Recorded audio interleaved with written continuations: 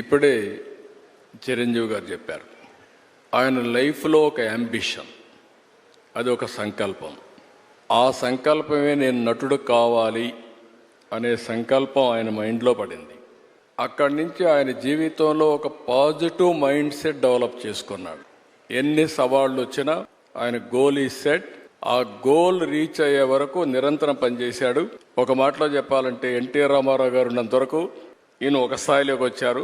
ఎప్పుడైతే సినిమాలో నుంచి ఆయన రాజకీయాల్లోకి వచ్చారో ఈయన అక్కడి నుంచి ఆకాశం ఎత్తి ఎదిగే పరిస్థితికి వచ్చారు. అంటే దానికి కారణం ఏంటంటే ఒక మహానటుడు ఉన్నాడు, అప్పుడే నటుడుగా ఉన్నాడు. ఎన్టీ రామారావు గారు లేనప్పుడు చిరంజీవి గారి ఎవరి హీరోగా మహానటుడుగా తయారయ్యారంటే అది ఒక అవకాశం. ఇప్పుడు నేను కూడా ఉన్నాను. నేను రాజకీయ నాయకుడు కావాలనుకున్నాను. నేను యూనివర్సిటీ చదువుకుంటున్నాను. చదువుకున్నప్పుడు చాలా ఆలోచనలు వచ్చాయి, ఏం చేయాలి అనుకుని. చాలామంది నాకు సజెస్ట్ చేశారు, బాగా చదివితే ఐఏఎస్ అవుతాం. నేను అనుకున్నాను ఐఏఎస్ అయితే 10 మందిలో నేను ఒకడిని అని చెప్పి. మా వైస్ ఛాన్సలర్ పిలిచి లెక్చర్ పోస్ట్ ఇస్తాను, జాయిన్ అవుతారా అన్నాడు.